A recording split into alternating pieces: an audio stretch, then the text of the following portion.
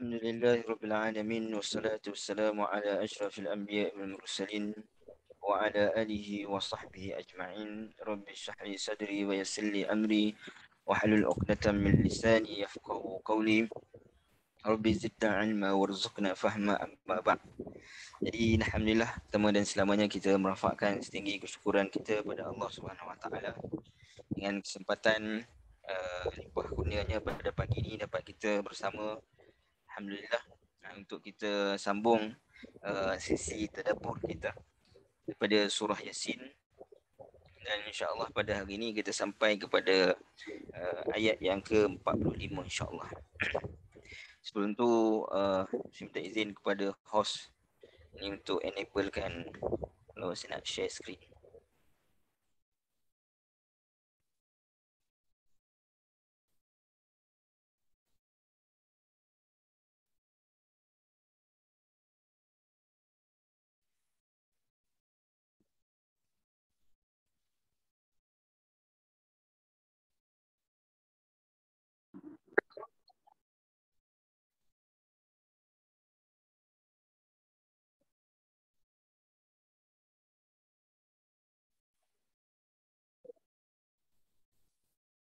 Ada host ada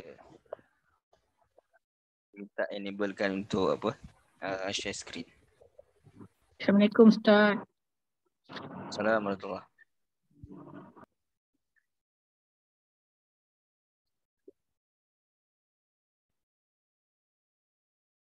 Baik. Bismillah.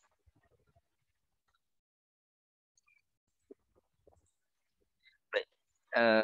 InsyaAllah pada pagi ini kita akan sambung bincangan bermula daripada ayat yang ke-45. Baik. Jadi tuan-tuan dan puan-puan yang dirahmati Allah Subhanahu wa taala, pada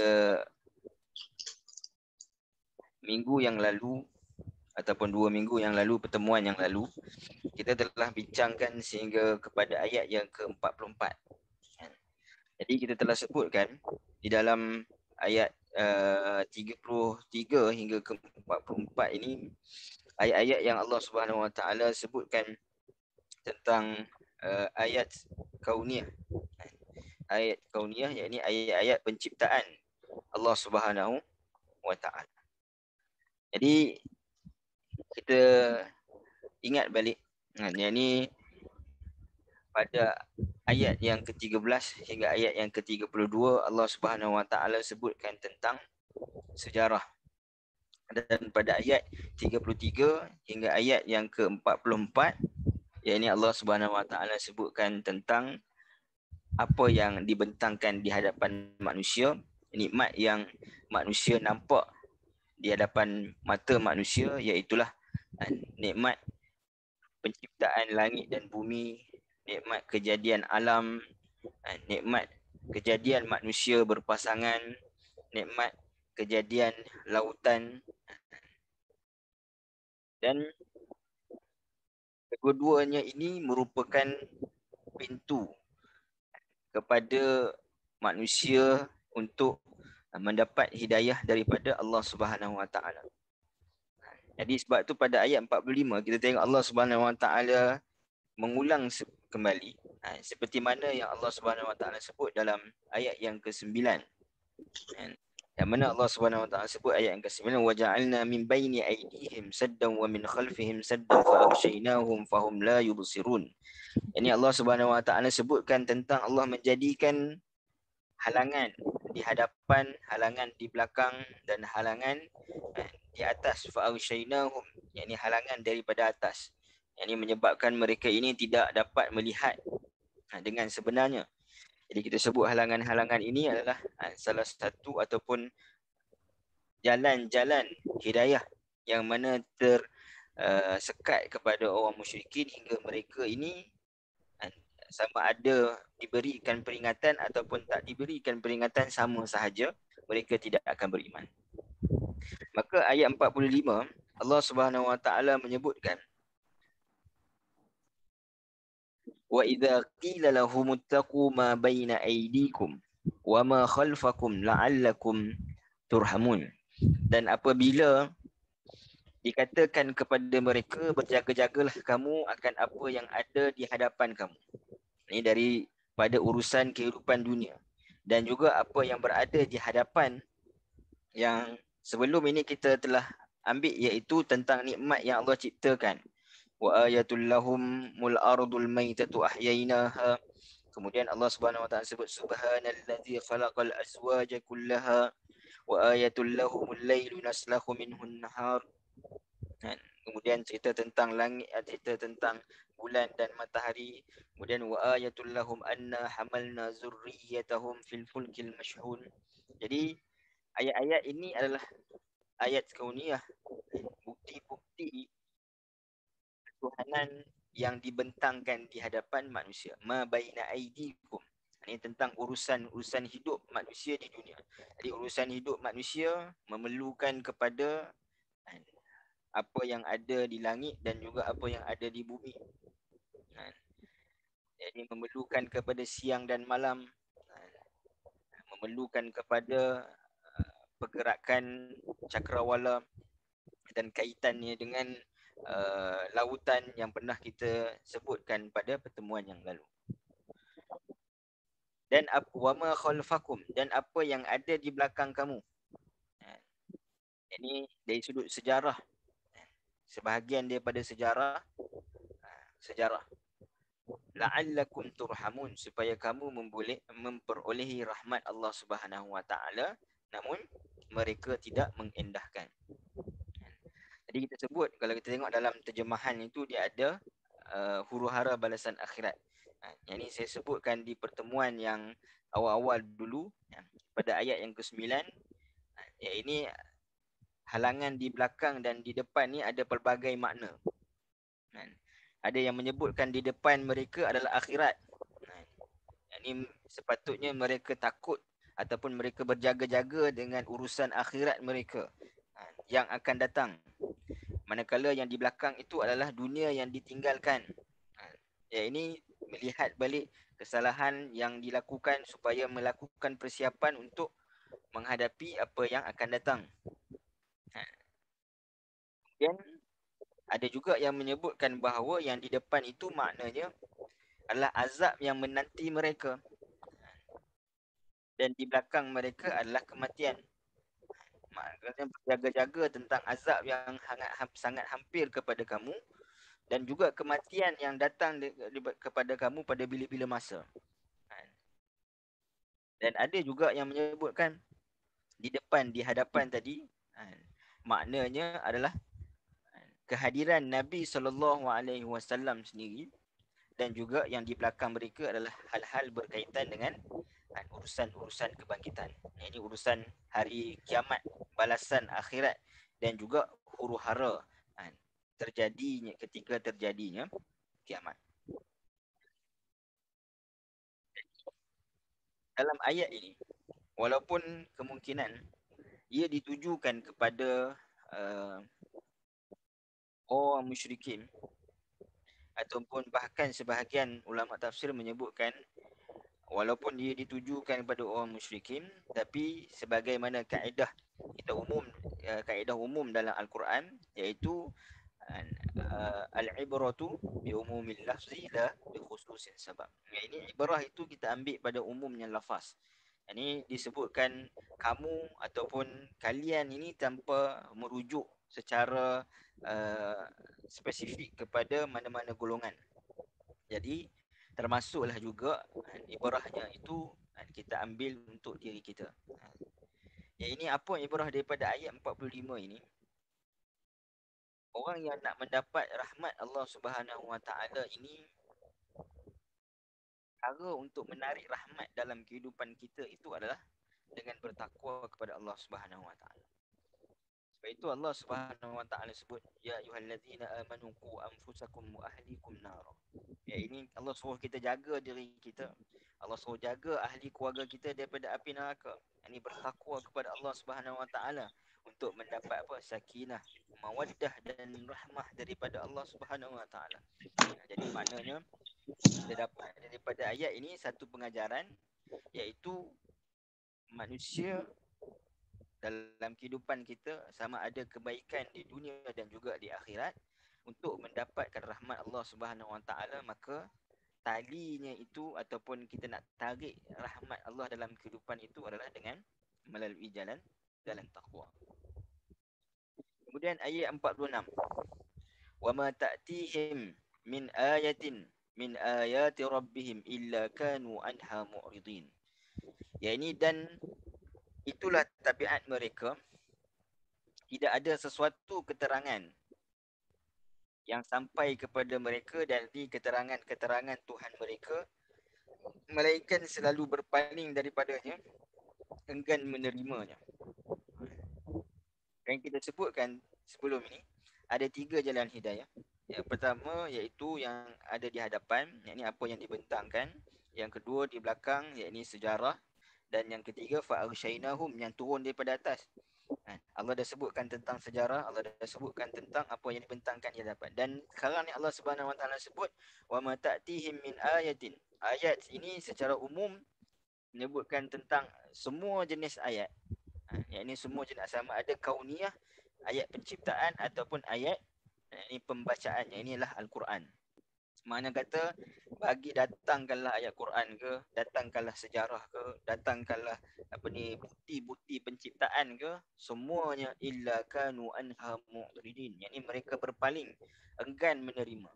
Ini sebagaimana kata-kata penduduk Ashabul Qaryah tu, mereka kata, yang mana Allah Subhanahu Wa Taala sebut tentang perihal mereka pada ayat yang ke-30 sebelum ni. Allah kata ya hasratan 'alal 'ibad ma ya'tihim min rasulin illa kanu anha mu'rid illa kanu bihi yastahzi'un. Ya, ini tidaklah datang rasul kecuali mereka ini bersikap ini menyindir para rasul dan apa yang dibawa oleh para rasul tersebut. Jadi sedangkan kata-kata para rasul ini benar tentang hari kebangkitan. Kita balik kepada tema umum surah Yasin, ataupun tema utama surah Yasin itu adalah berkaitan dengan hari kebangkitan. Maka kata-kata Rasul berkaitan dengan hari kebangkitan itu benar. Yang ini buktinya apa? Lihat kepada tanah yang sebelum ni kami hidupkan dan makanan yang kamu makan daripadanya. Tengok pada diri kamu, yang bagaimana Allah menciptakan kamu dalam keadaan berpasangan. Tengok keberadaan kamu di dalam masa, yakni di bawah kekuasaan kami. Wa ayatul lahumul lailu naslahu minhun nahar. Ini nak sebutkan perkaitan ayat itu disulam daripada ayat 30 kemudian sampailah kepada ayat 46. Kemudian begitu juga dengan akhirat. Jadi Rasul telah mendatangkan ataupun Rasul telah melakukan peranannya. Maka juga pengikutnya juga telah melakukan peranannya. Jadi dakwah Rasul bukan untuk kaum itu sahaja, tapi wa ayatul lahum anna hamalna zurriyatahum. Yani dakwah Rasul itu adalah untuk membina generasi, bukan sekadar pada kaum-kaumnya tertentu. Itu kalau datang Rasul mereka akan sindir, maka datangnya ayat-ayat Allah Subhanahu Wa Taala mereka akan berpaling daripadanya. Dan apa bukti mereka berpaling daripada ayat-ayat Allah Subhanahu Wa Taala dan mereka mendustakan ayat-ayat Allah Subhanahu Wa Taala? Ini Allah Subhanahu Wa Taala sebut pada ayat yang ke-47, iaitu mereka ini tidak mahu berinfak. Jadi bukan infak. Baik. Tuan-tuan dan puan-puan, kalau kita tengok pada ayat yang ke-45, ketika mana datangnya ancaman kepada mereka untuk mereka mengambil peringatan, tak ada respon. Senyap. Allah Subhanahu Wa Taala tak gambarkan apa respon mereka. Ini seolah-olah dalam benar ayat Allah Subhanahu Wa Taala ayat yang ke-10, wasawa'un 'alaihim a'anzartahum am lam tunzirhum la yu'minun. Kamu bagi nasihat ke tak bagi nasihat, cakap pilih macam mana pun, beri ancaman ke tak beri ancaman, beri peringatan dan sebagainya, memang mereka seolah macam bahasa kita kata buat dek je. Dan ini tak ada respon.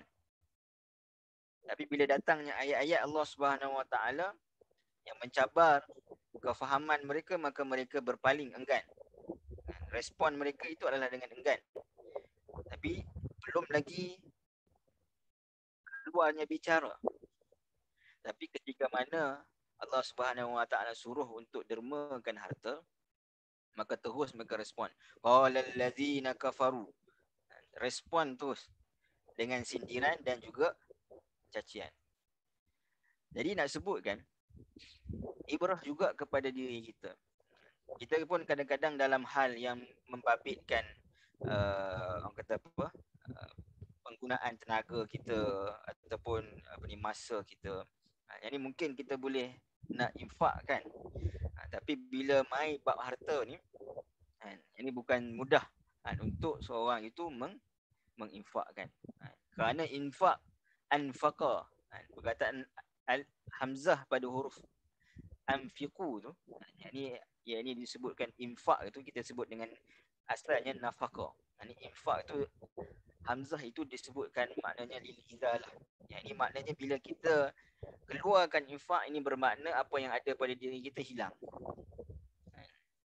Kalau tenaga, maknanya kita boleh recharge tenaga dengan mudah. Tapi kalau harta, nak mendapatkan harta itu pun dah susah. Maka sebab itu nak keluarkan infak dari sudut harta juga payah. Jadi nak sebutkan orang musyrikin ini bukti mereka mendustakan ayat-ayat Allah Subhanahu Wa Taala, antaranya mereka tidak mengaku bahawa apa yang diberikan ataupun apa yang mereka punyai adalah daripada Allah Subhanahu Wa Taala.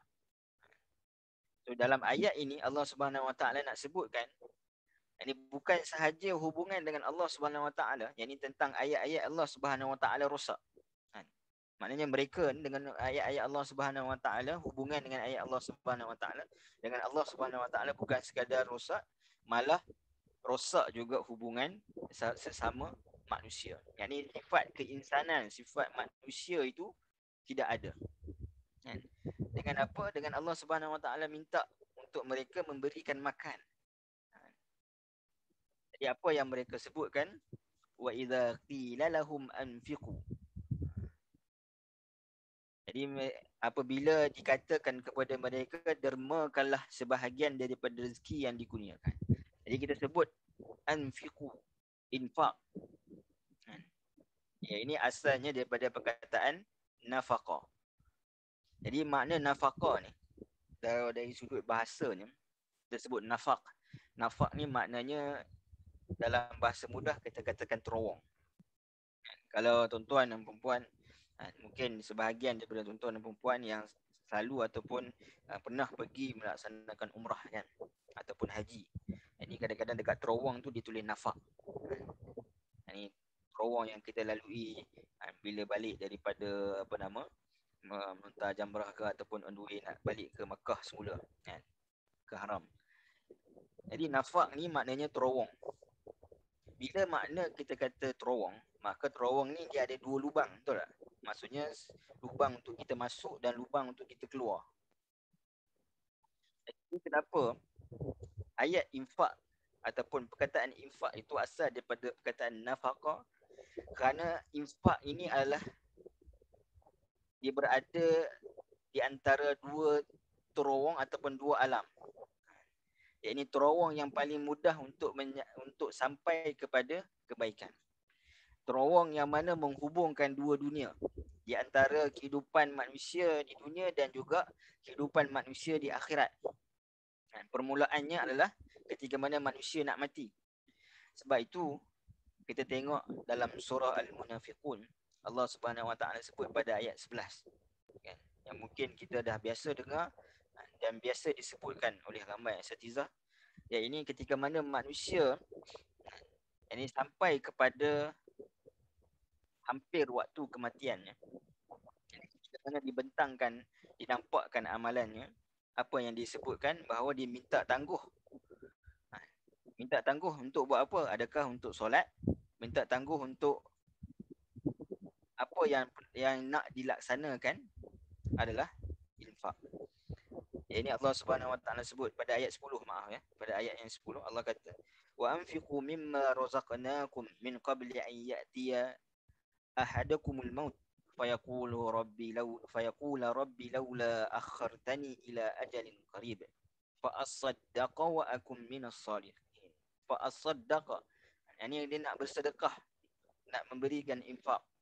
Sebab apa? Sebab dah nampak dah, ibarat terowong kehidupan dunia nak pindah kepada lalu terowong tu adalah kehidupan akhirat. Dan kita tahu bahawa infak ini adalah salah satu amalan yang mudah untuk kita mendapatkan pahala, dan pahala yang disukai oleh Allah Subhanahu Wa Taala. Di samping pahala itu adalah pahala yang besar. Jadi pahala yang daripada Allah Subhanahu Wa Taala ni, ada pahala yang Allah Subhanahu Wa Taala suka. Yang ini maknanya Allah suka kita buat perkara tu, dan ada pula pahala yang Allah Subhanahu Wa Taala sebutkan dengan banyak. Yang ada pahala yang banyak dan paling Allah Subhanahu Wa Taala suka. Contohnya solat jemaah, kan? Yang ini pahala yang banyak, 27 kali ganda, dan Allah juga suka. Ada pahala yang Allah Subhanahu Wa Taala suka, tapi mungkin tidak sebanyak bilangan sebenarnya.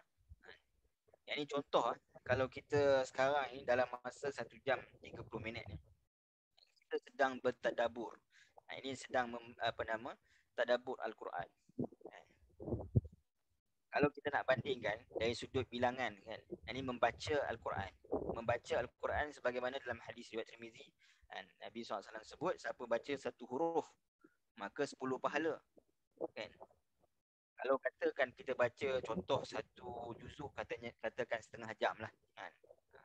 Ini setengah jam. Ini 1 jam setengah mungkin kita dah boleh baca 3 juzuk.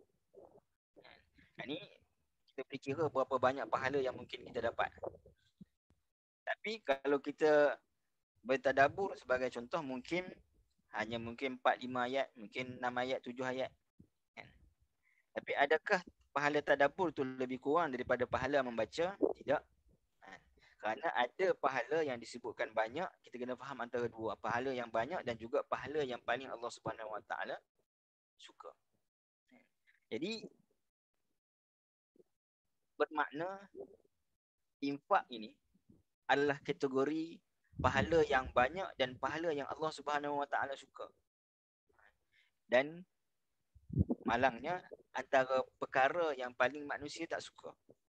Sebab infak, yang saya sebutkan huruf hamzah tadi, maknanya untuk lil izalah, maknanya benda yang akan hilang, yang mana bila dia hilang dia akan paling diingati. Duit, kan, kalau kita hilang duit, maknanya kita akan cari sampai jumpa duit. Tak ingat tu rasa resah, pergi mana duit ataupun harta, kan, emas ke dan sebagainya. Paling dirisaukan apabila dia hilang. Jadi nak sebutkan wa idza qila lahum anfiqu, ini bukan sekadar mereka tapi juga ini sifat manusia. Cuma kita berbeza, kita dengan orang yang tidak beriman adalah ini kita mudah-mudahan kita orang yang selalu untuk menginfakkan. Dan Allah kata infak ini mimma razaqakum. Ini daripada rezeki. Yang ini rezeki ini bermakna tidak hanya terhad kepada harta. Walaupun dalam konteks ayat ini adalah harta, tetapi rezeki ini tidak semestinya terhad kepada harta. Masa juga rezeki, tenaga juga rezeki, keupayaan juga rezeki, ilmu. Yang kita menginfakkan ilmu, keupayaan kita, kemahiran kita yang merupakan rezeki. Ada orang yang mana mungkin kedekut ilmunya. Ada orang mungkin tak suka nak bantu orang lain. Jadi infak tu di skopnya luas dan apa sahaja yang Allah Subhanahu Wa Taala rezekikan. Baik. Jadi kalau kita tengok orang musyrikin dalam ayat-ayat sebelum ni, dalam ayat 45 Allah sebut tentang mereka ni dalam hal beriman, Allah Subhanahu Wa Taala suruh mereka buat benda yang paling rendah. Maknanya dia sudah takutkan azab Allah Subhanahu Wa Taala. Mereka tak respon. Dalam hal ini maknanya suruh berikan sedikit makanan yang bukan hasil daripada usaha mereka pun, ataupun bukan hasil sepenuhnya daripada usaha mereka. Ingat kita ambil ayat sebelum ni, mimma amilat aydihim. Ini sama ada ayat itu menunjukkan rezeki itu mutlak datang pada Allah, ataupun kalau ada campur tangan manusia, tapi campur tangan manusia itu adalah bukanlah hakikatnya. Tetapi hakikat pemberian rezeki itu adalah apa yang Allah Subhanahu Wa Taala berikan. Sedangkan kalau orang yang benar beriman, bagaimana disebutkan dalam surah Al-Anfal, apabila disebutkan nama Allah Subhanahu Wa Taala ataupun ayat Allah Subhanahu Wa Taala, wajilat qulubuhum, ini dah rasa takut. Ini bukan dengan ancaman. Jadi orang beriman ini bukan tunggu ancaman untuk rasa takut. Sedangkan ayat 45 ni untuk orang musyrikin yang mana mereka ini ancaman pun tak takut lagi. Jadi orang beriman ini bukan dengan ancaman pun takut, tapi memang takut kepada Allah Subhanahu Wa Taala, apatah lagi kalau adanya ancaman. Bahkan bukan kata kalau orang beriman ni nak beri makan. Jadi semua perkara orang beriman ni berusaha untuk menginfakkan, sama ada tenaga, wang ringgit dan sebagainya. Jadi Allah Subhanahu Wa Taala sebut wa idza qila lahum anfiqu mimma razaqakumullah. Baik. Jadi kalau kita tengok kenapa dalam ayat ini Allah Subhanahu Wa Taala mendahulukan infak berbanding mimma razaqakumullah. Kalau tuan-tuan dan puan-puan, ini kita selalu baca surah surah Al-Baqarah kan. Ini selalu kita baca surah Al-Baqarah, antara ciri orang yang bertakwa itu adalah wa mimma razaqnahum yunfiqun. Wa mimma razaqnahum yunfiqun. Allah Subhanahu Wa Taala sebutkan tentang rezeki yang Allah Subhanahu Wa Taala bagi. Kemudian daripada rezeki itu, orang beriman itu, orang bertakwa itu, mereka meninfakkan. Jadi kenapa dalam ayat ini Allah Subhanahu Wa Taala mendahulukan infak, kemudian baru Allah sebut tentang apa yang kami rezekikan kepada kamu? Sebabnya orang musyrikin, mana orang yang tidak beriman itu adalah mereka tak yakin pun bahawa harta, kekayaan, rezeki yang mereka dapat itu adalah daripada Allah Subhanahu Wa Taala. Jadi Allah Subhanahu Wa Taala nak menegaskan tentang sikap mereka yang buruk bila mereka bakhil harta yang mana asalnya daripada Allah Subhanahu Wa Taala. Razaqakumullah, Allah yang rezekikan. Allah nisbahkan rezeki itu kepada Allah Subhanahu Wa Taala. Maknanya Allah Subhanahu Wa Taala yang memberikan rezeki. Allah dahulukan infak kerana nak sebutkan mereka ini tak percaya pun bahawa rezeki itu datangnya daripada Allah Subhanahu Wa Taala. Jadi Allah Subhanahu Wa Taala uji dengan suruh mereka infak. Dan manusia ini, sebagaimana juga kita, paling teruji kalau teruji dengan harta antaranya. Dan Allah nak sebutkan tentang sifat ataupun sikap bakhil yang paling buruk adalah sikap bakhil akan harta orang lain. Yang ini rezeki itu datang daripada Allah Subhanahu Wa Taala. Maknanya Allah adalah tuan kepada harta tersebut. Dan tuan yang memberikan harta kepada manusia. Jadi sepatutnya tidak ada halangan untuk manusia ini memberi ataupun mengeluarkan infak, kerana harta kamu ini juga adalah daripada Allah Subhanahu Wa Taala. Imma amilat aidihim. Ini kita bayangkan ada orang bagi duit kat kita 100,000 contohnya. Kemudian dia kata daripada 100,000 ni, contohkan keluar zakat 2.5%. Kita kata kenapa nak keluar 25% pula? Jadi bukankah itu satu gambaran sikap yang amat buruk? Orang bagi duit kat kita untuk kita guna, tapi untuk sebelum kita guna tu keluarkan sikit dulu di jalan Allah Subhanahu Wa Taala, perkara yang wajib.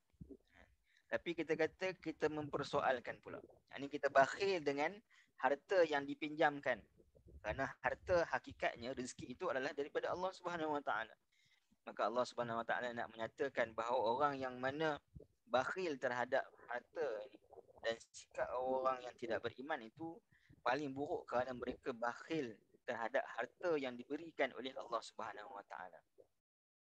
Dan Allah Subhanahu Wa Taala sebutkan respon mereka, qala allazina, macam saya sebutkan tadi, Dua ayat sebelum ini disebutkan pada mereka tak ada respon. Ini ancaman ke, ajakan ke, tak ada respon. Tapi bila disebutkan tentuh tentang harta, maka mereka kata qalal ladzina kafaru, orang yang kafir mengatakan lil ladzina amanu anut'imu man law yasha'u Allahu at'amah in antum illa fi dhalalin mubin. Dia sebutkan mereka mengatakan dalam bentuk sindiran. Ini mengejek-ngejek. Patutkah kami memberi makan kepada orang yang jika Allah kehendaki, tentulah ia akan memberinya makan. Kamu ini adalah orang yang berada dalam kesesatan yang nyata. Soalan mereka nak kata orang miskin ini, mereka miskin sebab Allah Subhanahu Wa Taala jadikan mereka miskin.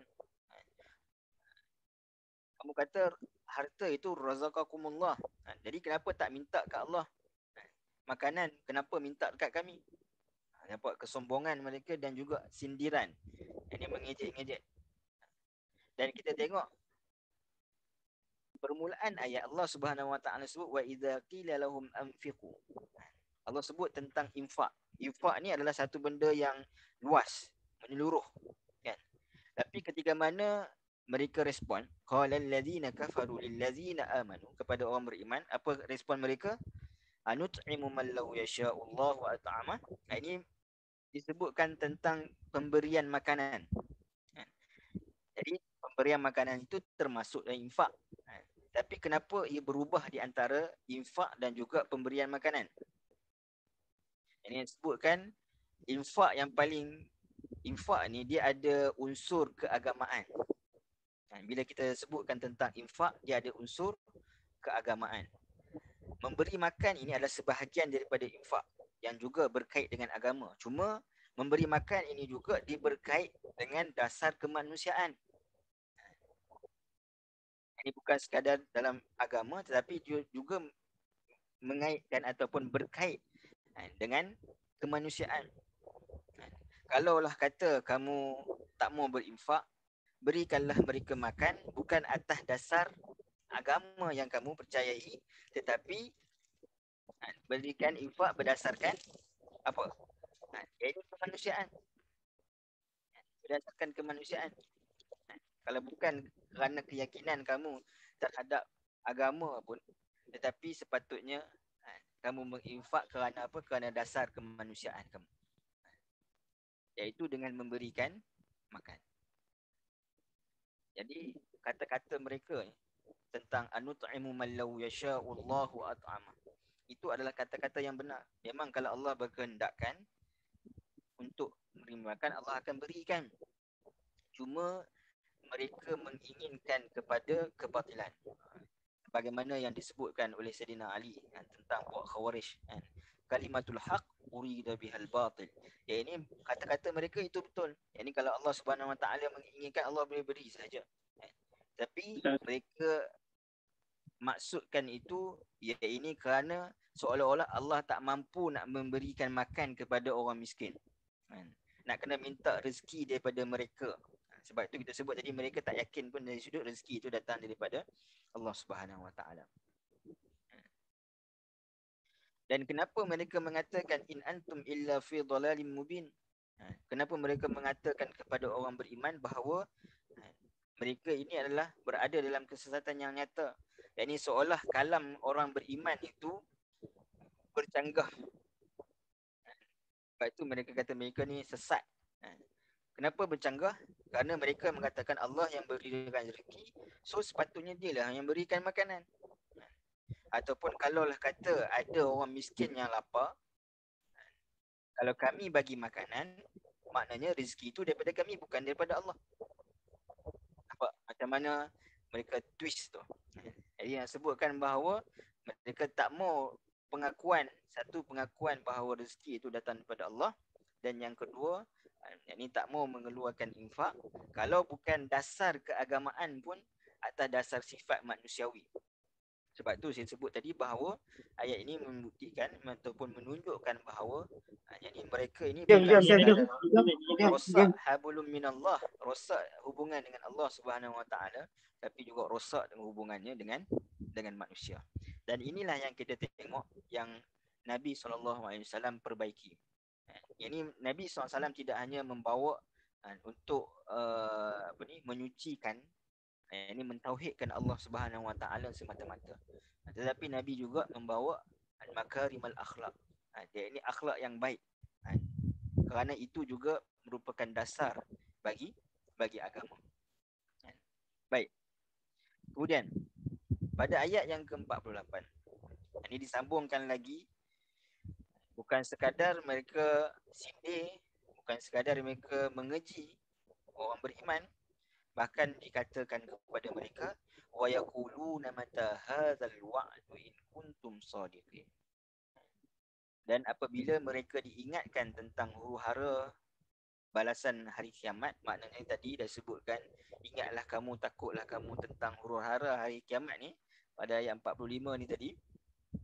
Kemudian suruh mereka untuk mengeluarkan infak, ini melakukan perkara-perkara kebaikan. Mereka tak mau, sindir, keji. Dalam masa yang sama ditambahkan pula dengan mempersendakan. Jadi mereka tahu bahawa disebutkan kepada mereka tentang azab-azab. Cerita-cerita sebelum ni dah sebut cerita tentang azab bagi kaum Ashabul Qaryah sebagai contoh. Yang tak mau beriman maka diazab. Maka mereka datang dengan istihza', dengan yang disebutkan tadi, yastahzi'un tadi, iaitu mereka menyindir, mempersendakan dengan mengatakan bilanya datangnya hari akhirat yang dijanjikan itu. Jikalau kamu betul orang-orang yang benar-benar, maka kami sedia menunggu. In kuntum shadiqin.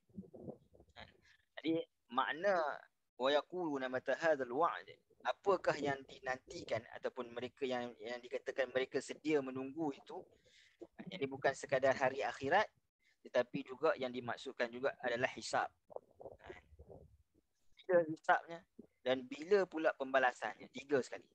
Wa'du, jadi janji yang dimaksudkan itu adalah bilanya nak datang hari kiamat, bila nak datang hisab manusia ni, dan bilanya pembalasan. Kerana hari kiamat, hisab dan juga pembalasan akan disebutkan selepas daripada ayat yang ke-48 ni. So daripada ayat ini, kelompok ayat ni 45 hingga 48 ni, yang ni kita dapat satu pengajaran yang penting, iaitu manusia ini paling teruji dengan amal, terutamanya apabila dia melibatkan harta. Jadi mudah-mudahan kita menjadi orang yang mudah untuk berinfak dalam kemampuan dan juga kapasiti yang kita ada. Baik. Terusnya, Allah Subhanahu Wa Taala menyebutkan, ma yanzuruna illa sayhatan wahidatan ta'khuzuhum wa hum yakhsimun. Jadi kelompok ayat ini telah masuk menceritakan tentang kedahsyatan kiamat, yang menunjukkan bahawa dahsyatnya kiamat ini hinggakan tidak ada seorang pun yang akan selamat.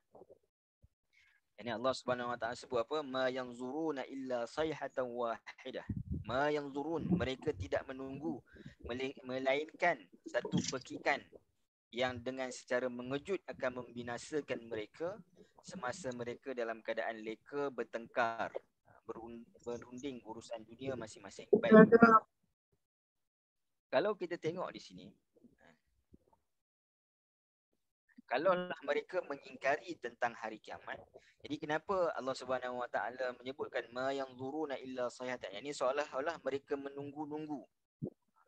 Jadi mereka ini menunggu, ini bukan dengan menunggu dengan perasaan ataupun dengan persediaan, tapi menunggu itu dengan secara perbuatannya. Kerana apa? Kerana mereka menyindir tadi. Jadi pada ayat tadi kan disebutkan akhir ni, mereka kata, seolah kata kami sedia menunggu. Jadi Allah balas balik, mereka ini tak menunggu melainkan kehancuran kepada mereka.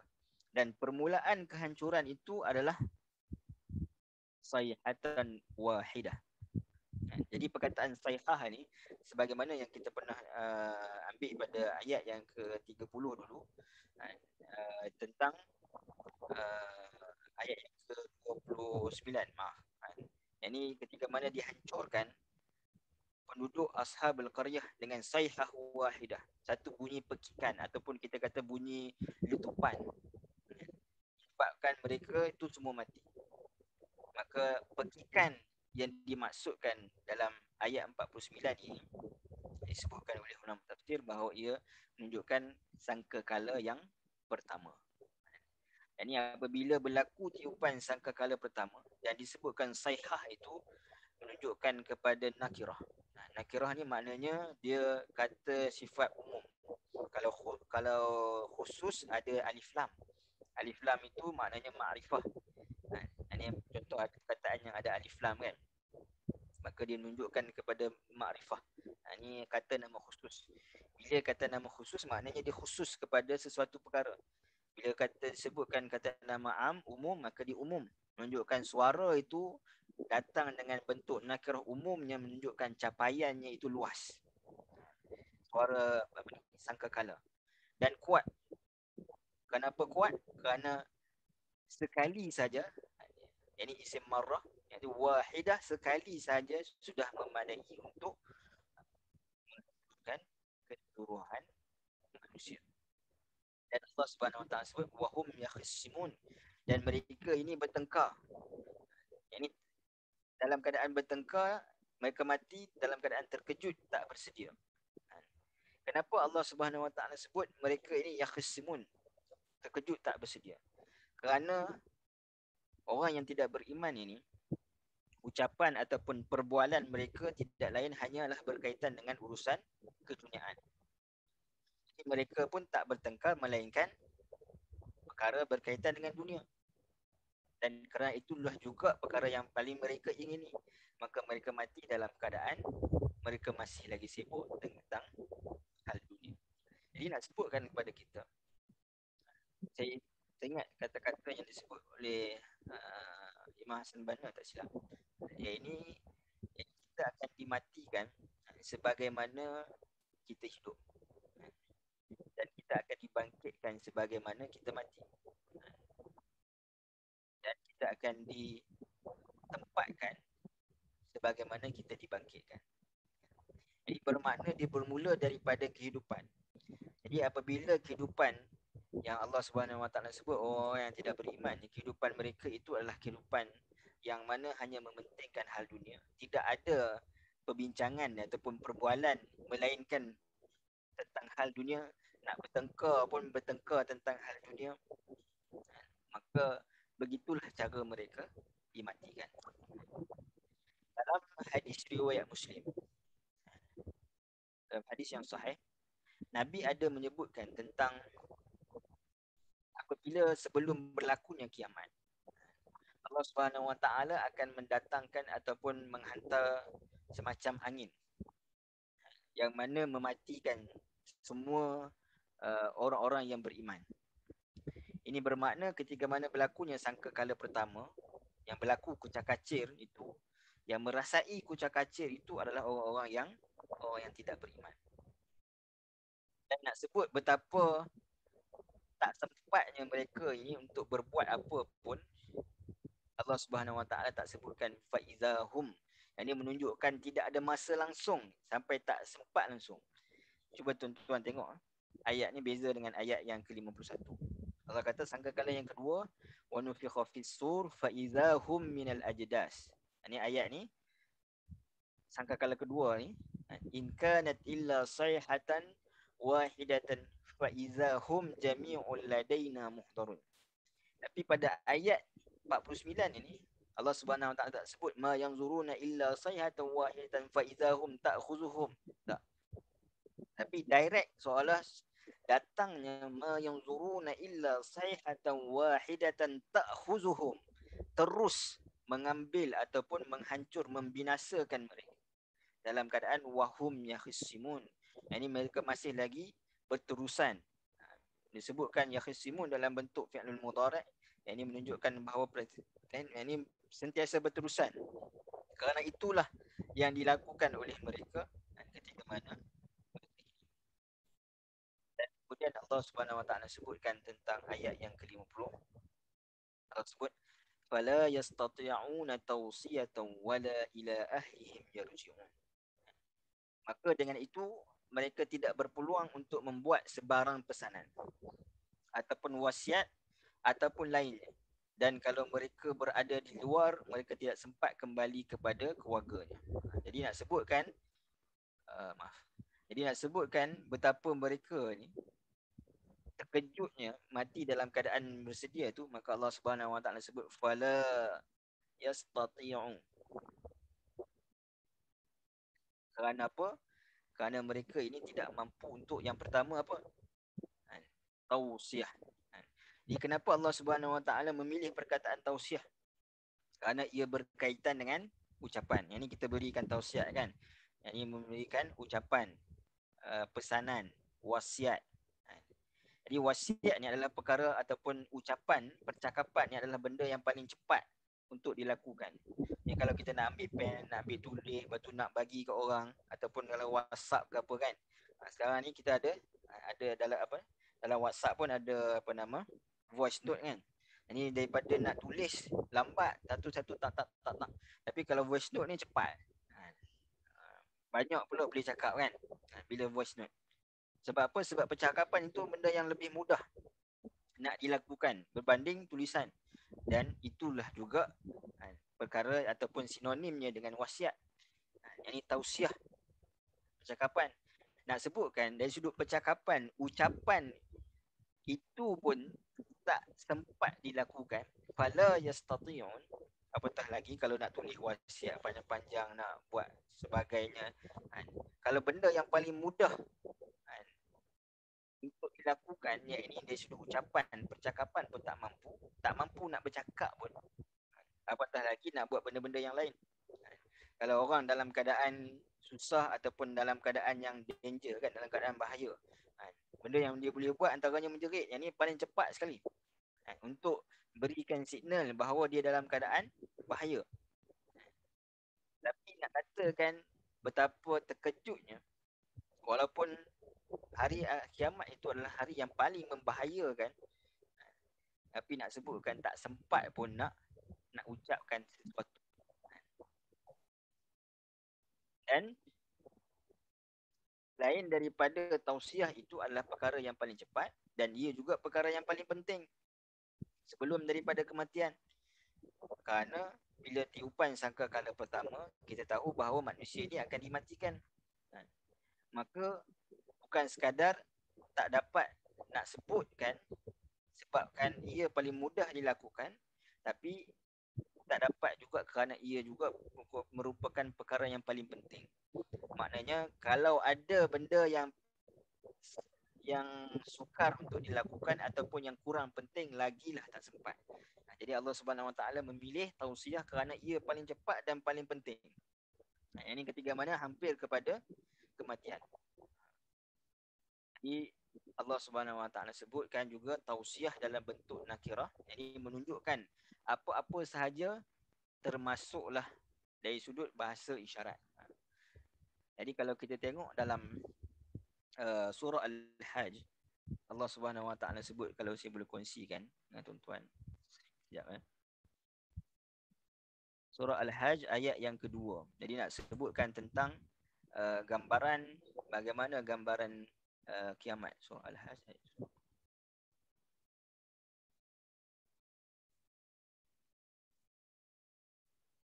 Baik.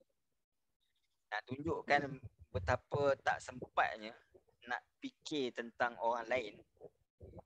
Jadi Allah Subhanahu Wa Taala sebutkan, ya ayuhan nas suttaqu rabbakum inna zalzalatas saati syai'un azim. Wahai manusia, bertakwalah kepada Tuhan kamu, sesungguhnya gempa hari kiamat itu satu perkara yang amat besar. Allah Subhanahu Wa Taala sebut ya ayuhan nas, wahai semua manusia, kerana manusia akan menghadapi gempa hari kiamat tersebut. Dan kemudian Allah kata apa?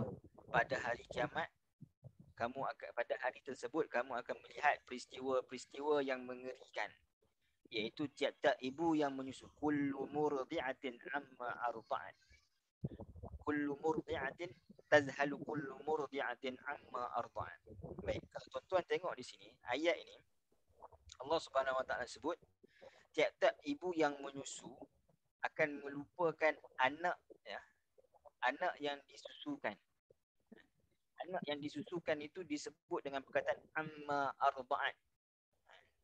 Ya, ini dari sudut apa yang dikendongkan.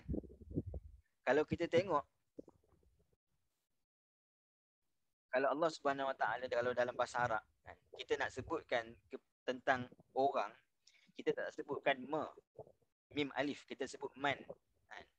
An man arda'at, makna sepatutnya seorang ibu, ayat ini kalau nak katakan, kalau dari sudut bahasa Arabnya, sepatutnya ayat ini disebutkan yauma tarawnaha tazhalu kullu murdi'atin amman arda'at, yakni siapa yang dikendongkan, iaitu anak dia. Tetapi Allah Subhanahu Wa Taala sebutkan amma, ini menunjukkan seolah seorang ibu ni ketika mana berlaku dahsyatnya kiamat tu, sampai tak sempat nak tausiah, sampai tak sempat nak fikirkan perkara yang lebih penting ataupun yang paling penting. Kerana apa? Kerana seorang ibu yang menyusukan anak, gambaran kasih sayang, gambaran keterikatan di antara seorang dengan seorang yang lain paling erat, iaitu ketika mana sedang menyusu. Tapi dalam keadaan itu, dia melepaskan susu itu, melepaskan anak susuan itu dalam keadaan dia tak sedar pun bahawa yang dilepas itu adalah manusia ataupun anak dia. Jadi Allah Subhanahu Wa Taala sebut amma. Jadi ganti kepada amman kepada amma ni menunjukkan bahawa dia tak perasan pun yang dilepaskan itu adalah anak dia. Yang ni seorang manusia. Kalau kita bayangkan kalau baby dikendongkan untuk menyusu kan, kemudian dilepaskan, dan tak perasan yang lepas itu adalah macam lepas barang, macam kita lepas benda-benda lain jatuh. Tak ambil kisah, tak ambil perhatian. Jadi sebab itu nak sebutkan tentang betapa besarnya hari kiamat itu, sehingga kan manusia ni dia tak fikir orang lain dah. Bila kita sebutkan nak memberikan wasiat ni, maknanya kita nak beri wasiat kepada orang lain. Maka nak sebutkan dahsyatnya hari kiamat, tak sempat nak fikir orang lain dah. Walaupun benda paling mudah nak buat dengan ucapan untuk orang lain, ataupun benda yang paling penting untuk ahli keluarga yang paling penting, wasiat, tapi itu pun dah tak mampu untuk dilakukan.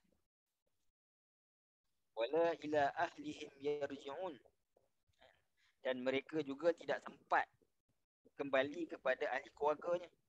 Ini untuk mengumpulkan ahli yang diperlukan wasiat, maknanya selepas daripada kematian kan. Kadang-kadang kenapa adik-beradik berkumpul? Kerana mungkin ada nak dibacakan wasiat ke, nak bincang tentang kematian, harta, faraid, hutang dan sebagainya. Jadi kalau yang pertama pun dah tak sempat, maka yang kedua lagi lah, wala ila ahlihim yarji'un, kerana pemilihan tausiah itu kita sebutkan tadi nak menunjukkan bahawa dah tak hirau dah siapa pun. Digambarkan tadi dalam surah Al-Hajj, kalau keadaan ibu susu yang paling sayang kepada anak, keadaan hal yang paling sayang itu pun ini buat tak tahu je. Jadi maka apatah lagi nak berkumpul, wala ila ahlihim yarji'un, maka lagi jauhlah untuk berkumpul bersama ahli keluarga. Jadi Allah Subhanahu Wa Taala menyebutkan bahawa mereka ini akan mati dan tidak akan pulang lagi ke dulu. Ini ketika mana seorang nak bermusafir kan, jadi pada waktu yang lama, maka sudah tentu dia nak berikan wasiat, betul tak? Ini mungkin dia nak pergi, kalau nak pergi musafir, contoh nak pergi luar negara, nak pergi haji, nak pergi ini, dia akan tinggalkan wasiat kepada anak-anak dia, ahli keluarga dia. Jadi menyebutkan bahawa perjalanan menuju kepada akhirat adalah perjalanan yang tidak akan kembali, yang mana tak sempat untuk memberikan wasiat dan juga tak sempat untuk kembali berkumpul bersama dengan ahli keluarga. Kerana orang yang berkumpul dengan ahli keluarga ini disebutkan dalam Al-Quran, dalam banyak ayat, bahawa mereka yang beriman. Ini orang yang beriman saja yang mana dikumpulkan semula ahli keluarga mereka. Kalau orang yang tidak beriman pun dikumpulkan dalam keadaan mereka masing-masing tak hirau dengan keadaan masing-masing, kerana semua fikir diri sendiri, kerana semua akan dihadapkan di hadapan Allah Subhanahu Wa Taala. Kemudian Allah Subhanahu Wa Taala sebut pada ayat 51, Allah Subhanahu wa taala sebut wa nufikha fis sur fa idza hum minal ajdasi ila rabbihim yansilun, iaitu dan sudah tentu akan ditiupkan sangkakala, ini menghidupkan orang-orang yang telah mati. Apabila berlaku yang demikian, maka semuanya segera bangkit keluar daripada kubur masing-masing untuk menghadap Tuhannya. Baik. Jadi kenapa Allah Subhanahu wa taala sebut wa nufikha fis sur? Yang ini disebutkan yang ini sangkakala. Ini maknanya sangkakala itu adalah sangkakala yang kedua lah. Sangkakala yang kedua. Tapi kenapa disebutkan wa nufikha fis sur? Ya ini sudah tentu akan ditiupkan. Nufikha ni maknanya dalam bahasa Arab disebut seolah macam telah ditiupkan. Telah ditiupkan. Jadi bunyi itu telah ditiupkan. Jadi kenapa disebutkan telah? Jadi kita tengok dalam Al-Quran, Allah Subhanahu Wa Taala kadang-kadang mendatangkan ayat-ayat berkaitan dengan kiamat ni dalam bentuk past tense. Idza syamsu kuwirat, idza samaa'u fatarat.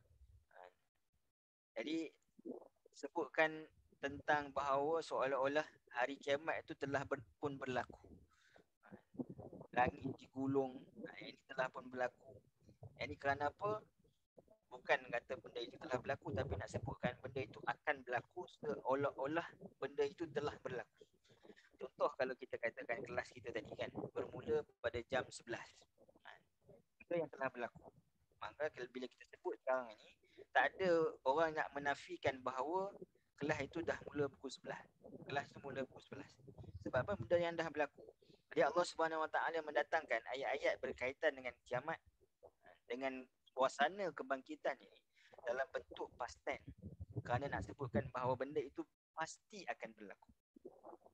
Wa nufikha fis sur, dan Allah Subhanahu Wa Taala sebut wa nufikha fis sur ini adalah bentuk ataupun perbuatan. Kalau sayhatan wahidatan itu adalah bunyi itu tadi. Maknanya nufikha fis sur ini tiupan sangkakala tu, bunyi dia itu adalah sayhah wahidah. Sebab itu perkataan sayhah wahidah pada ayat yang 53 ini adalah sangkakala kedua lah. Kerana dia merujuk balik tentang wa nufikha fis sur. Baik. Itu beza dia. Baik. Wa nufikha fis sur, dan sudah tentu akan ditiupkan sangkakala, menghidupkan orang yang telah mati. Yang ini sangkakala yang kedua, hidupkan semula orang yang telah mati. Fa idza hum, ini yang saya sebutkan tadi, bila ada fa idza hum ini, jadi menunjukkan bahawa seolah-olah dia ada jeda masa. Kerana apa? Kerana pada waktu ni semua daripada kubur manusia akan dibangkit keluar. Kalau tadi bunyi sekali saja habis hancur semua, satu dunia hancur. Dan bunyi sekali dan manusia ni bangun, perlahan-lahan bangun. Kerana apa? Nanti Allah Subhanahu Wa Taala akan sebut ini perkataan mereka. Baik. Soalannya, apa makna ajdas? Kerana dalam Al-Quran Allah Subhanahu Wa Taala juga menyebutkan tentang kubur. Kalau kita tengok dalam terjemahannya, maka semuanya segera bangkit keluar daripada kubur masing-masing. Ajdas itu disebutkan kubur, dan saya tulis di situ kubur tanpa tanda. Maknanya apa? Kalau kita sebutkan kubur, makbarah, kubur dalam bahasa Melayu kita, ini menunjukkan kubur yang macam kita pergi ziarah kubur. Maknanya ada dari sudut apa? Dari sudut ada tanda, ada batu nisan dan sebagainya, ada tandanya tu. Tapi bila disebutkan ajdas, ini bermakna semua jenis kubur, walaupun kubur itu tidak bertanda, ataupun manusia yang tidak dikuburkan. Kenapa ada manusia yang mana mati terbakar, yang ini badan dia hancur. Ada manusia yang mati tenggelam, yang ini tak dijumpai jasadnya. Ada manusia yang mati dalam pelbagai cara, kan? Yang tak semestinya ia dikuburkan di dalam tanah sebagaimana normal manusia. Jadi Allah Subhanahu Wa Taala nak sebutkan ayat ayat 51 ni, sangkakala kedua ketika mana ia ditiupkan, bukan sekadar orang yang berada dalam kubur dalam tanah tu, bukan sekadar tu, tapi semua. Jadi pemilihan perkataan ajdas ni nak menafikan kalau ada orang yang nak menyangka bahawa yang dibangunkan itu ataupun dibangkitkan itu hanyalah daripada orang yang ditanam dalam kubur. Tak. Kerana ajdas ini adalah seolah macam kubur, ini tempat kematian. Dalam bahasa yang lain kita sebut tempat kematian. Tak kira lah dia mati terbakar ke, jatuh daripada langit ke, dia mati tenggelam dalam air ke dan sebagainya, semua itu akan dibangkitkan. Dan dibangkitkan dalam keadaan apa? Ila rabbihim yansilun. Ini nasal ni, ini juga membawa maksud dalam bentuk kelompok. Ini kelompok manusia, ada yang kelompok yang baik dan ada kelompok yang bangkit dalam keadaan yang tak elok ataupun tak baik. Dan yang silun ini juga menunjukkan kepada pergerakan berlaku dengan pantas. Yang silun, dia ada jeda masa tapi dia berlaku dengan pantas. Kita bayangkan daripada permulaan manusia, daripada Nabi Adam sampailah umat akhir zaman, berapa ratus bilion manusia. Berapa bilion manusia, atau bilion macam banyak kan? Maksudnya berapa bilion manusia yang mana dihidupkan. Jadi semua bergerak, ada jeda masanya, ada bergerak dengan pantas dan berada dalam kelompok. Dan kemudian apa yang berlaku, kenapa saya sebut bahawa ada jeda masa di antara sangkakala pertama yang tak ada dan sangkakala yang kedua ada, kerana pada waktu ini ketika mana mereka dibangunkan, mereka seolah berkata kepada diri mereka, qalu ya wailana man ba'athana min marqadina hadza ma wa'ada ar-rahman wa sadaqal mursal. Baik. Disebutkan bahawa qalu ya wailana, maka orang-orang yang tidak percaya akan hidup semula itu berkata, aduhai celakanya kami. Siapakah yang membangkitkan kami daripada kubur tempat tidur kami? Lalu dikatakan kepada mereka, ini yang telah dijanjikan oleh Allah Subhanahu Wa Taala yang Maha Pemurah, maka benar berita yang disampaikan oleh rasul-rasul tersebut. Baik. Dalam Al-Quran ada Allah Subhanahu Wa Taala sebut qalu ya wailana, maka celakalah kami. Jadi celaka ataupun ya wail, dengan wail ini menunjukkan kepada kehancuran dan kebinasaan. Ada satu lagi yang kita sebut qalu ya wailatana, bukan qalu ya wailatana ma li hadzal kitab la yughadiru saghiratan wala kabiratan illa ahsaha. Jadi wailatana ini dia menunjukkan tentang perkara-perkara buruk yang dilakukan oleh manusia. Tapi ya wailana menunjukkan bahawa akan ada kehancuran berlaku kepada manusia. Dan kenapa mereka mengatakan celaka ataupun kehancuran? Kerana pada waktu ini mereka telah melihat azab Allah Subhanahu Wa Taala. Dan kalau kita tengok azab dalam surah Al-Anbiya, Allah Subhanahu Wa Taala sebut pada ayat yang ke-46, Allah Subhanahu Wa Taala sebut wala in massahum nafhatun min azab rabbika la yaqulunna ya wailana inna kunna zalimin. Dan demi sesungguhnya jika mereka disentuh oleh sedikit sahaja dari azab Tuhanmu, sudah tentu mereka akan berkata, aduhai celakanya kami, sebenarnya kami adalah orang-orang yang zalim. Baik, ketika mana manusia ini dibangunkan, ya ini ketika mana dah nampak azab itu, wala in massatuhum, massat ni sentuhan dia, kalau kita sentuhan macam ni, kalau kita buat macam ni bukan sekadar sentuh, ni pegang kan. Tapi kalau massat ni maknanya dia sentuh sikit je. Nafhah ni walaupun disebutkan azab, tapi kalau kita tengok maknanya itu adalah seolah macam angin macam ni. So, kalau kita bayangkan, jadi kita membakar sesuatu sampah ke apa ke, angin yang tiup bahang api yang panas tu terkena pada kulit kita sikit, kita dah rasa panas, belum lagi kita pegang api. Ini angin tu, angin api tu kita dah rasa panas, tak habis nak dekat kan. Dan itulah yang disebutkan wala immassathum. Yani walaupun terkena sikit je angin, bukan lagi api, daripada azab Allah Subhanahu Wa Taala, itu pun mereka dah mengatakan celakalah kami. Jadi nauzubillah, ini mudah-mudahan Allah Subhanahu Wa Taala menjauhkan kita daripada azab Allah Subhanahu Wa Taala. Ini belum lagi kena ataupun belum lagi masuk ke dalam api neraka. Yang ini rasa angin kepanasan itu sahaja telah mengatakan celaka. Maka sebab itu ketika mana mereka dibangunkan, mereka kata celakalah diri kami. Man ba'atsana. Yang ini soalan siapa yang membangunkan kami. Ini soalan ini adalah soalan yang berbentuk putus asa. Ini kenapa kami dibangkitkan? Sebab mereka dah nampak dan mereka dah rasa sikit. Masathum mim marqadina, daripada tempat berbaring. Ini persoalan yang ada beberapa persoalan yang kita nak bincangkan. Antaranya, kenapa Allah Subhanahu Wa Taala menyebutkan mim marqadina, sedangkan tadi Allah Subhanahu Wa Taala guna perkataan al-ajdas yang menunjukkan kepada kubur. Jadi siapa yang membangkitkan kami dari kubur tempat kami tidur? Kenapa disebutkan marqad?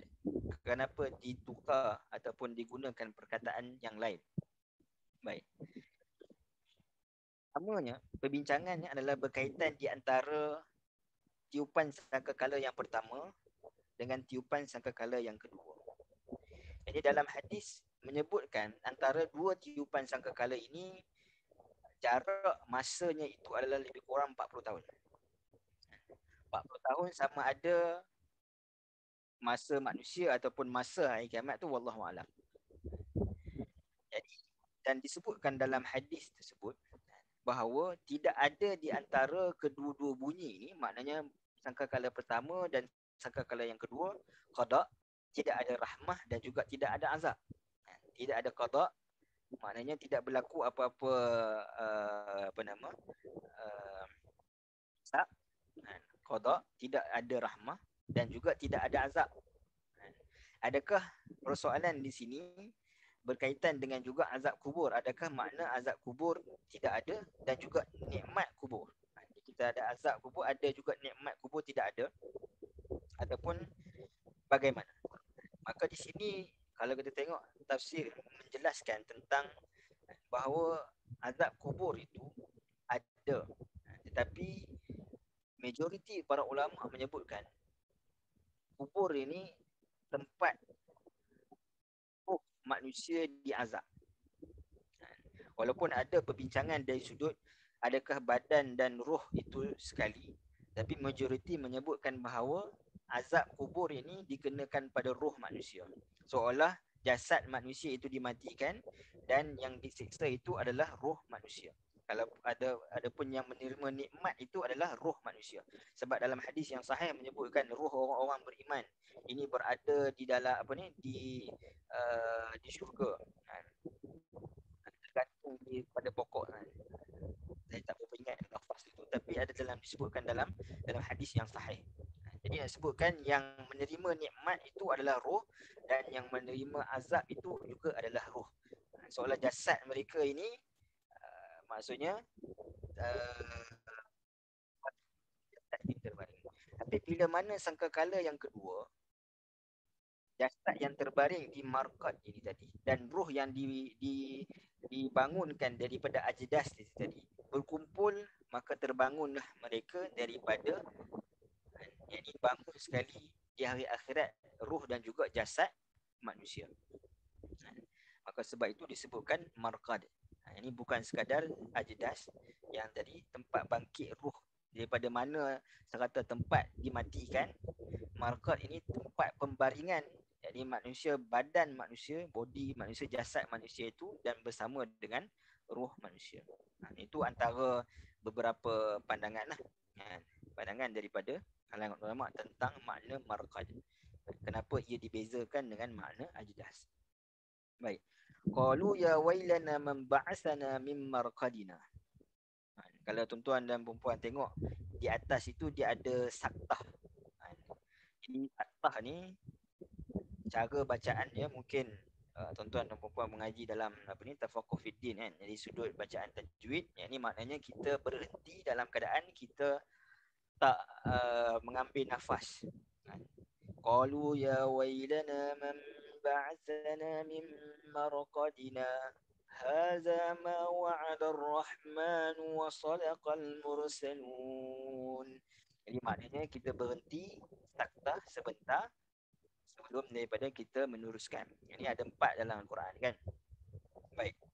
Jadi kenapa saktah dan apa kesan dia? Kerana dia ada implikasinya terhadap tafsiran. Iaitu yang pertama, seolah nak membezakan di antara perkataan qalu ya wailana man ba'athana min marqadina dengan perkataan haza ma wa'ada ar-rahman.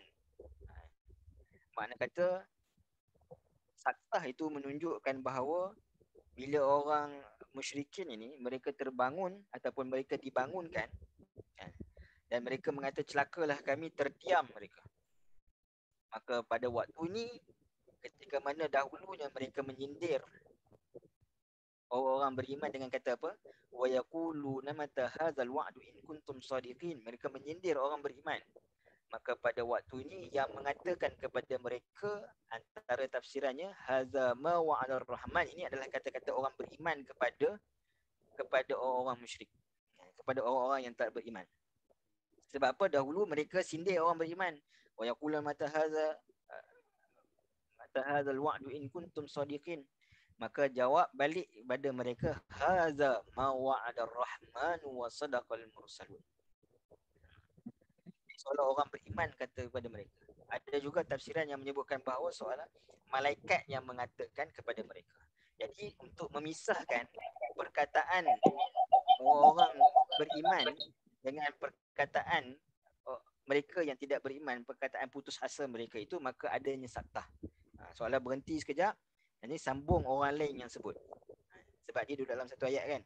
Ini nak dipisahkan, ini perkataan orang lain, ini perkataan orang lain. Itu gunanya saktah di pada ayat ini. Tapi kalau nak disebutkan, kalaulah nak disebutkan bahawa kata-kata ini hadza ma wa'ada ar-rahman wa sadaqal mursalun, boleh juga ada tafsiran juga mengatakan bahawa ia boleh jadi perkataan orang yang tidak beriman juga. So mereka menyebutkan hadza ma wa'ada ar-rahman ini dalam bentuk penyesalan. Ini dalam bentuk penyesalan. Lepas tu disebutkan tentang persendaan tadi VS penyesalan. Maknanya mereka sebut hadza ma wa'ada ar-rahman, sekarang ni baru mereka yakin. Masih ingat lagi saya sebutkan Allah Subhanahu wa taala sebut tentang laqad haqqal qawlu ala aktsarihim fahum la yu'minun pada ayat 7. Ini walaupun dah terbukti benar apa yang disampaikan oleh Nabi SAW kepada mereka, tapi majoriti mereka tidak beriman. Fahum la yu'minun. Mereka ini tak beriman. Allah Subhanahu wa taala sebut dalam bentuk fi'lul mudhari', dalam bentuk dalam bentuk present tense. Jadi menunjukkan bahawa mungkin di dunia ni mereka tak beriman, tapi di hari akhirat esok mereka akan beriman. Maknanya mereka akan yakin. Iaitulah dengan kata-kata mereka kata haza ma wa'ada ar-rahman wa sadaqal mursal. Jadi persoalannya, kenapa mereka sebutkan haza ma wa'ada ar-rahman? Kenapa mereka tak sebut haza ma wa'ada Allah? Kalau kata-kata ni orang-orang beriman, maka kita dapat tahu bahawa orang beriman sudah tentulah perkara yang paling mereka inginkan, iaitu adalah rahmat Allah. Dan masuknya syurga seorang itu adalah kerana rahmat Allah Subhanahu wa taala. Dan pembenaran mereka terhadap apa yang disampaikan oleh Rasul. Tapi kalau kita katakan ayat ini hadza ma wa'ada ar-rahman, ini adalah kata-kata orang-orang yang tidak beriman. Jadi kenapa mereka sebutkan ar-rahman juga? Kerana seolah-olah itulah pengharapan mereka. Jadi mengharapkan kepada ar-rahman. Hadza ma wa'ada, penyesalan mereka dengan mereka berharap mendapat rahmat daripada Allah Subhanahu wa taala. Tetapi mereka tidak dapat lagi rahmat daripada Allah Subhanahu wa taala. Wa sadaqal mursalun, dan maka benarlah yang apa yang disampaikan oleh Rasul-Rasul tersebut. Jadi nak sebutkan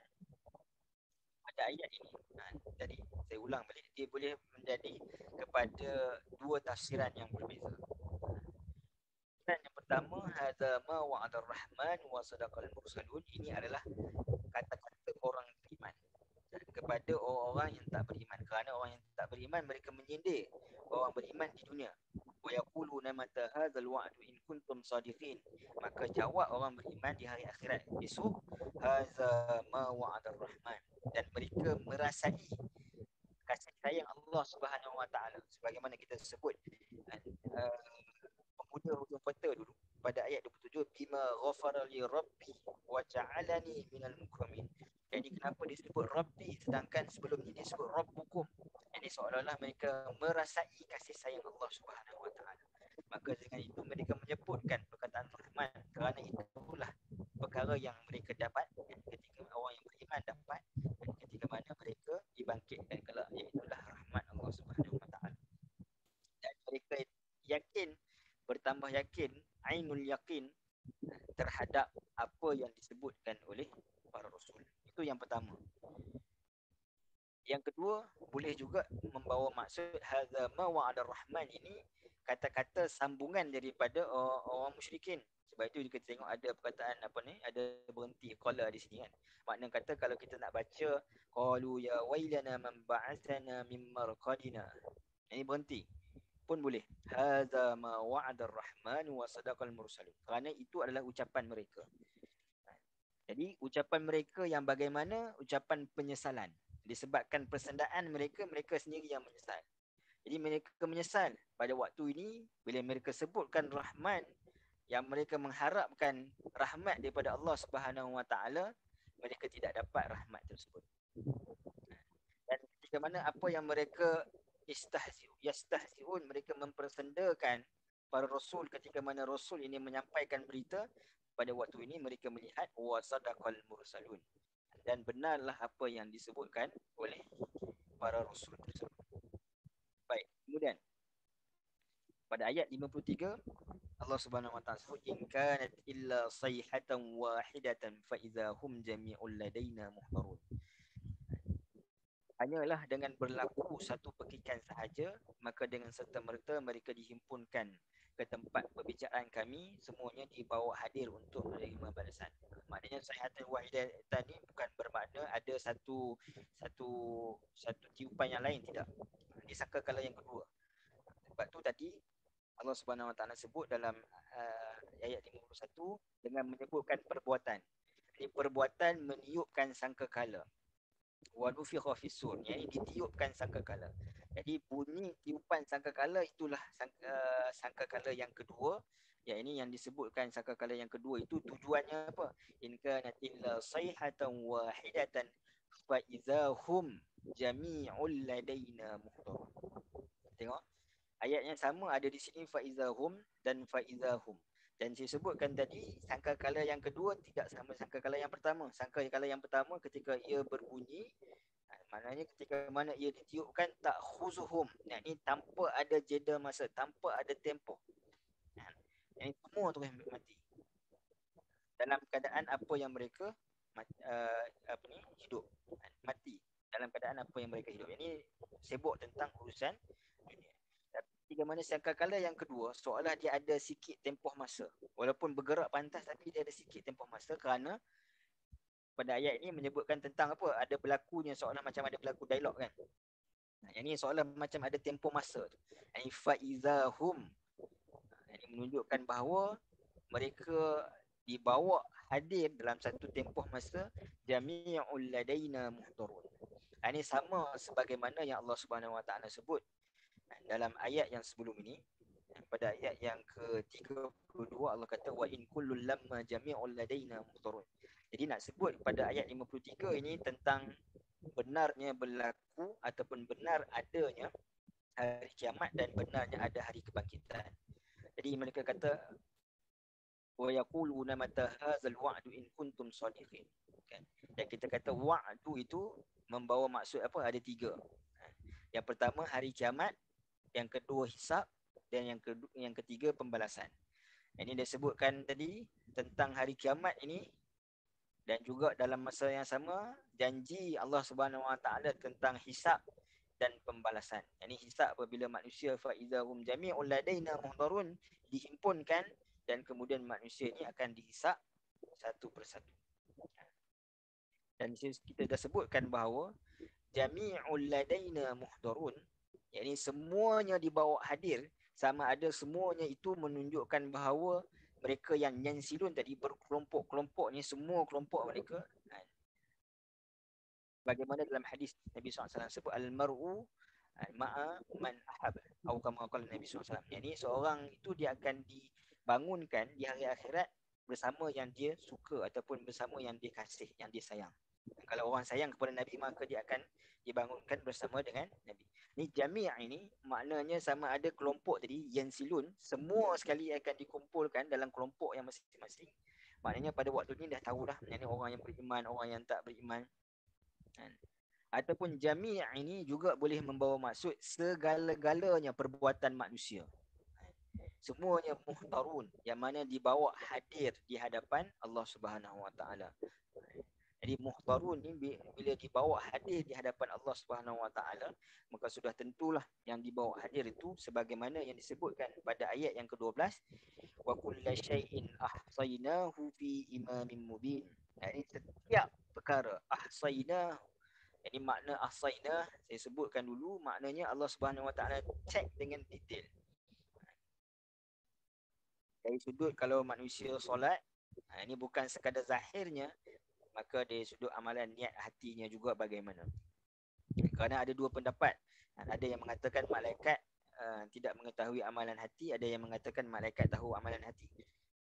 Tapi maknanya pada waktu ini segala amalan manusia bukan secara zahirnya sahaja, tetapi juga secara yang batin, iaitu secara dalamannya itu. Fa iza hum jami'ul ladaina muhdarun. Dan kemudian pada ayat yang ke-54, ayat yang terakhir pada hari ini, iaitu Allah Subhanahu Wa Taala sebut fal yauma la tuzlamu nafsun syai'an wa la tujzauna illa ma kuntum ta'malun. Dan pada hari itu tidak ada seseorang pun yang akan dianiaya sedikit pun, dan kamu pula tidak akan dibalas melainkan menurut amal yang kamu telah kerjakan. Jadi ayat 54 ini Allah Subhanahu Wa Taala menunjukkan tentang keadilan Allah Subhanahu Wa Taala.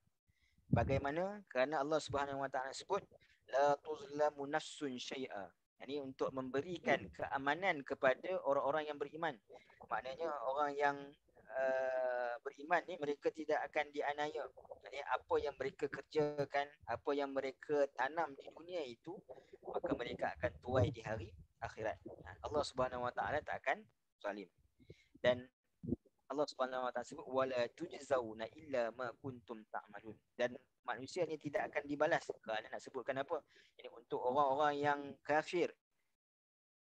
Satu, menunjukkan keadilan dan rahmat Allah, kerana Allah Subhanahu Wa Taala tak balas lebih daripada apa yang mereka lakukan. Dan yang kedua, nak menunjukkan kepada penyesalan kepada orang-orang kafir.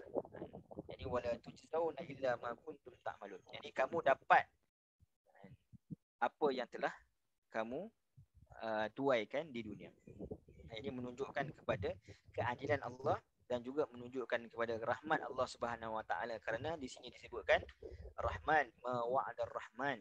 Ini rahmat Allah Subhanahu Wa Taala, iaitu dengan manusia ini tidak akan dianiaya. Kalau manusia buat baik, dibalas dengan kebaikan.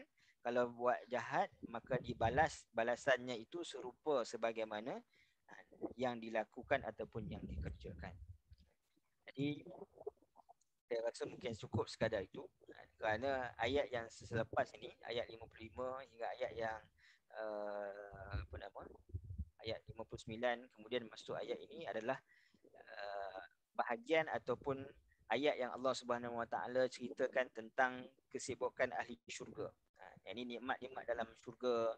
Ini kenapa Allah Subhanahu Wa Taala sebut tentang ashab, yang ini mereka berada fi zilalin 'alal ara'iki muttaqiun, dan kesemuanya ini nikmat-nikmat syurga dan juga balasan siksa bagi orang yang ingkar. InsyaAllah kita akan ambil pada pertemuan yang akan datang. Jadi ada masa lebih kurang 3 minit lagi. Saya buka persoalan ataupun perbincangan jika ada perbincangan ataupun kalau ada penambahan, ada pandangan, cadangan, wallahu alam. Kalau ada lah.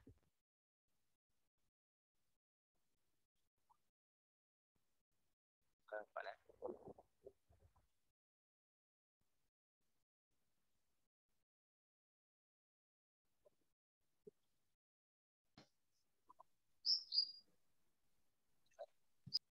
Apa ada yang buka mic? Baik. Kalau tak ada, insya-Allah apa yang baik itu datang daripada Allah Subhanahu Wa Taala. Yang lemah kurang tu pada diri saya sendiri. Saya mohon ampun pada Allah dan minta maaf pada tuan-tuan atas kekurangan. Aku qauli hadza wa astaghfirullah li wa lakum. Assalamualaikum warahmatullahi wabarakatuh.